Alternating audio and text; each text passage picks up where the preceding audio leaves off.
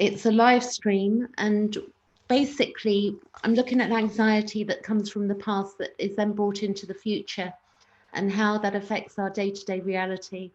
And for many people that have had childhood trauma, we're looping, where we keep replaying the trauma over and over in our minds, and it's very difficult for us to, you know, stop doing that, particularly when we've had a life where trauma has played out for many, many years through childhood, right? I'm not talking about a one-off event, but events that have gone on time and time again.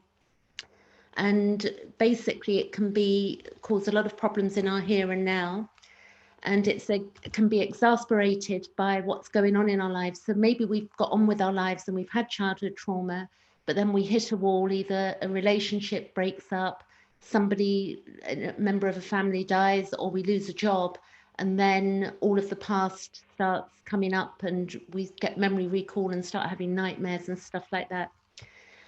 So for some people that can lead, at that point, it can lead to a breakdown. And, you know, I think I know quite a few people that have hit a wall, you know, when they get into their late 40s, if they've not dealt with their childhood trauma early on and there's been a lot of disassociation, it means that at some point we're not, you know, we haven't dealt with it. So we get overloaded. And the way through it for myself, I had some therapy. And I'm reading from my list here, by the way. I had some therapy, and that's been going on for me since 2018. And a lot of people that have had childhood trauma will need some form of therapy and education on what's actually going on in order to heal. It's not just going to happen on its own. So what we'd be doing is, in therapy or any modality, you want to really be looking at the past.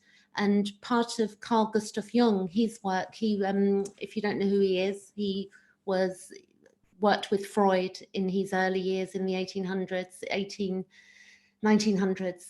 He worked with Freud, and they talked about becoming whole and looking at trauma, and then also looking at neuroses. So I've got something I'm going to read that I found yesterday about what he said that referred to me on overcoming early childhood trauma as well. The other thing is that we need to, it's about becoming whole in our own right, because to me, it seems it will be tragic that if we've been through a load of years of childhood trauma, that we don't basically get to a point where we're living our lives out the way we want, and that we just keep repeating and circumstances. And I hope I can be heard out there. If anybody is watching and they want to say hello, then do. Because I'll answer any questions if you have any. The other thing that we can do is by understanding the biology of what happens when we go into fight, flight, freeze, fawn. And the way you're going to know what that is by getting this book. So you want to get a copy of Complex PTSD from Surviving to Thriving by Pete Walker. And this book, you'll be able to find, it's free on Amazon, Audible, USA, and it's free on Kindle UK. So do look below in the links. You're going to find this book below the video. And what else have I got here? So we have understanding what the fight, flight, freeze, fawn response is, because if you don't understand what it is and you don't understand the biology of it, then you're not going to be able to overcome it. And a lot of it is going to be able, you know, getting to a point of understanding what's actually going on, because it's not just our emotional life, it's physical effects on our bodies, and also cortisol levels go really high when we're stressed out and when we go into fight, flight, freeze. And that can cause a lot of immune issues, which causes us to be unwell. So by looking at the understanding what's going on, you're going to be able to overcome the worst of, you know, the worst in being unwell. You begin to heal, the body begins to heal when we begin to understand that we have to keep our stress levels at even keel. And the books that I suggest is this Complex PTSD again. So look in the links for the free one. And then there's another book that I've been looking at on Audible, I've been listening to in the last week, and that's called, which I suggest looking at, it's by a guy called Peter Levine, and it's a book called Walking the Tiger. And that book talks about how to overcome trauma as well from a somatic point of view. So somatic is that it's the body reactions. So once we understand how our body is reacting, for instance, if you sit still with yourself and then, you basically just sit still for 10 minutes and you have a memory and watch what that memory does to your body. It's like, if we think of a person or something that happened in the past, we can begin to see the effects. Our heartbeat might, speed up, and we might get sweaty palms and stuff like that. So then we can begin to look at how maybe family members or people or that we're interacting with are having a physical effect on our bodily system. And then we can begin to do something about it, because if we realize that some people are not good for us and they're giving us physical effects, then we can begin to resolve that by either not interacting with those people, because we have a lot of belief systems in society that suggest, consensus reality will suggest that just because, somebody's your parent or a brother or a sister, for instance, even if there's been abuse, a lot of consensus reality beliefs will tell us that we've still got to, we've got to forgive, and we've got to hang out with these people, or not hang out with them, but we've got to forgive them and just get on with it. And it's not so simple in early trauma. So the other thing to do is Pete Walker, the other book that I'm going to suggest, which is, that's further along the line, and it's quite a heavy book to read, but it's one of the best books that I've read to date, and it's called Trauma and the Soul.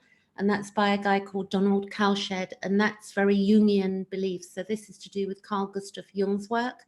And this is a book that I would highly recommend for people that want to go a bit deeper into understanding the psychology of dreams and how the dream states, how we heal through our dream states as well.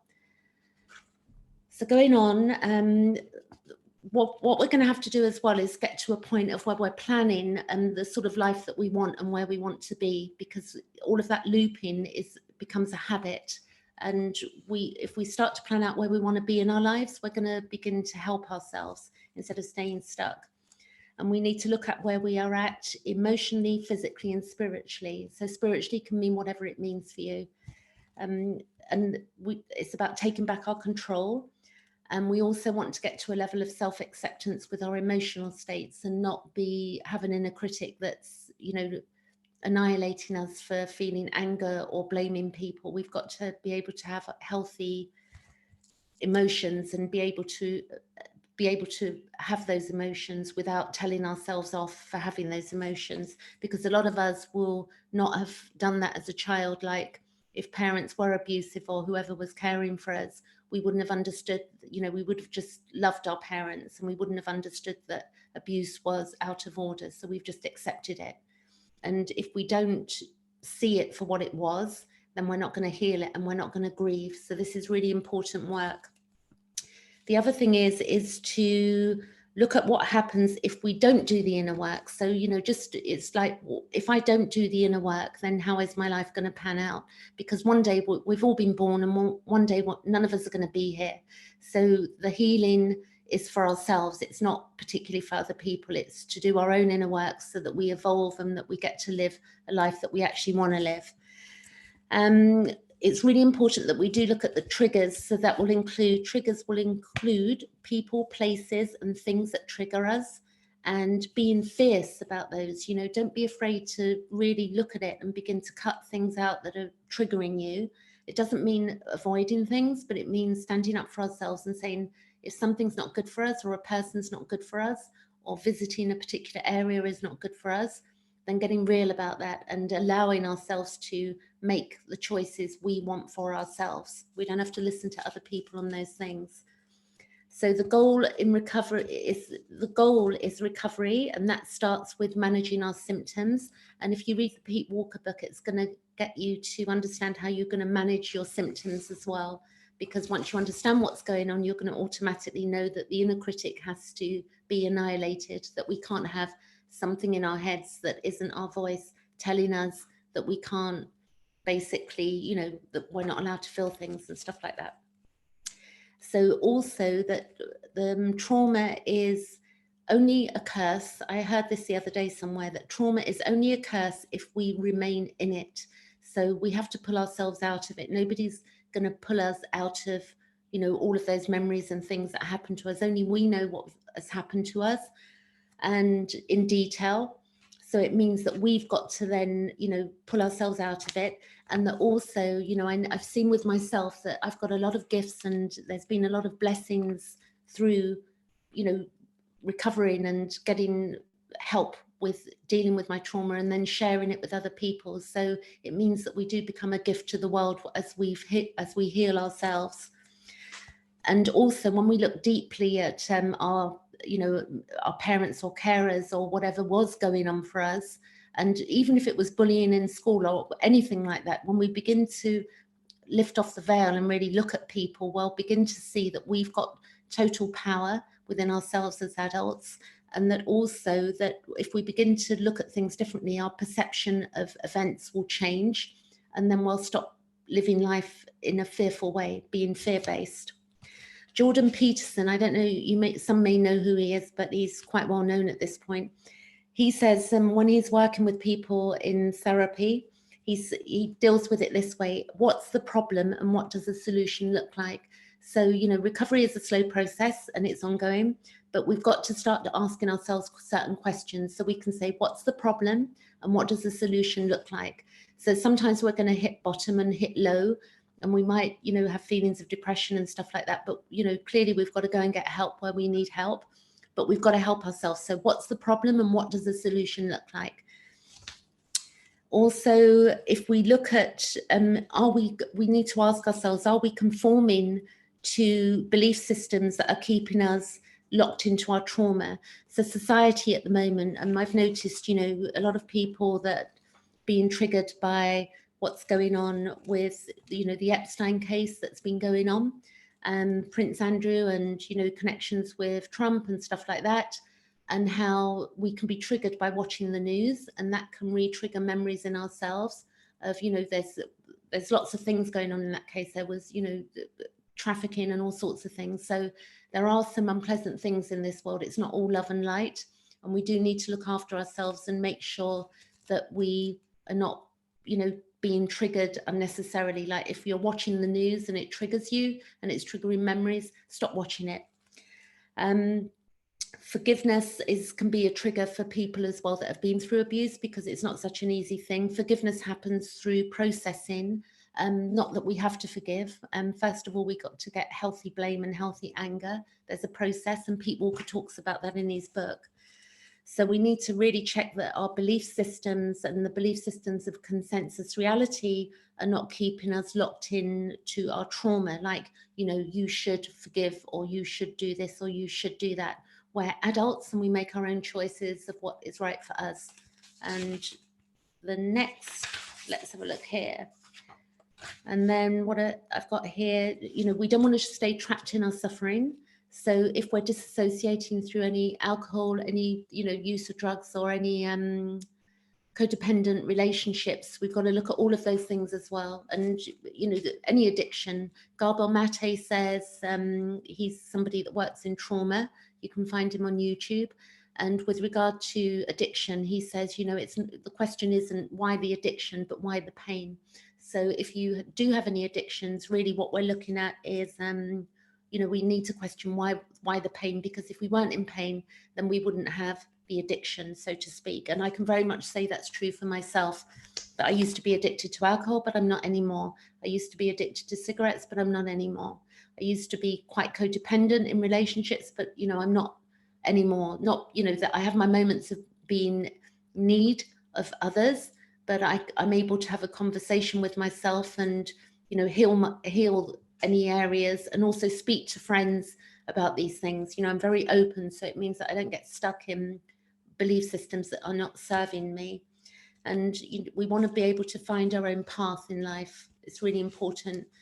If we've been neglecting any duties, our day-to-day life duties, whether it's financial or our physical or our mental health, then we need to start small, and we need to start looking after ourselves and sorting those things out. And sometimes we need help, so go and get help where you need it. I mean, there's really brilliant resources in the UK.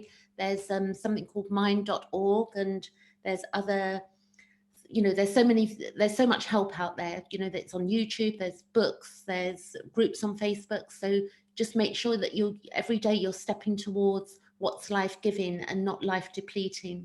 We want things that are giving us life, not taking life away from us. And then, so putting our life in order and getting help. What I'm going to do now is read something from Carl Gustav Jung. So again, if you don't know who he is, then if you Google that or look, you know, he was connected with Freud, but I've loved the work of Carl Gustav Jung. And this might be a bit difficult to understand and what I'm going to read, or maybe not, but I'm just going to read it as it's written out here. And I titled it, you know, for my own reference, Overcoming Early Trauma. And it meant a lot to me. When Carl Gustav Jung wrote his volumes of work, because he does have a lot of work, he's written, you know, so much material, or had written so much material. And the other day I was getting a bit frustrated with myself because I thought, oh my God, you know, I'm so fixated on my past. It really winds me up sometimes that I'll go into memories and I want to shake it off, and you know, it stays stuck for a few days. And the reason that happened was because I had a flashback nightmare, and it was, you know, quite a scary, you know, terror sort of nightmare to do with childhood. And from that, I woke up and I was in a bit of a mood, and I got annoyed with myself that I was fixated on it. But, you know, we've just got to go with the flow with where we're at, and we've got to investigate, well, what's that dream about? What does it mean to me, and stuff like that. So here goes. I'm going to read this, and then I'll might post this below my page as well.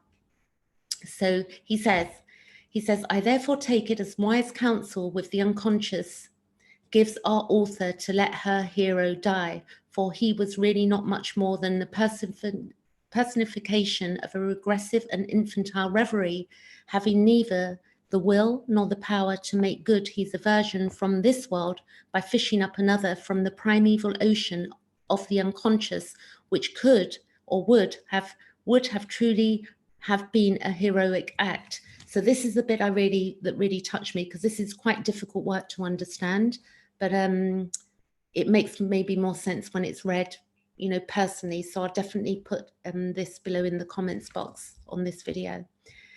So he says, such a sacrifice can only be accomplished through wholehearted dedication to life. So this is what I read, that, you know, we really want a wholehearted dedication to our own lives.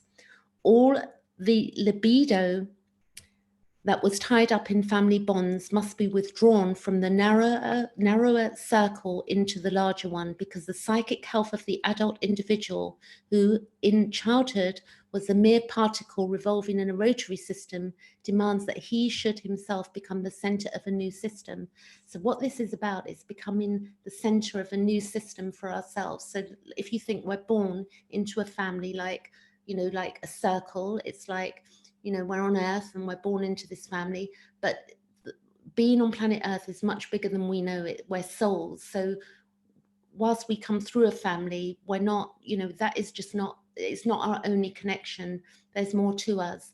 And we can get so stuck in our family trauma that the only way we're going to go beyond that is by beginning to leave the past behind, and then bringing other things into our own circle. And that can be, you know, creativity, it can be healing modalities, it can be information, it can be doing something different, it can be following a dream and stuff like that. I'm going to read on a bit more. He then says, let's see, he says, so it's about becoming the center of our system, a new system, our own system.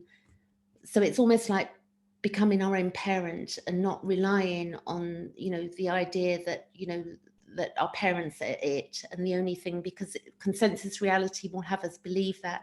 And we've got all of this authority that we're following and all of these rules that we follow, which can keep us stuck and in pain. And that means we live half a life, and we want to get out of that system. And Carl Gustav Jung talked about becoming individuated, and being individuated means that we're not following the masses. We begin to look at our lives and we begin to figure things out for ourselves.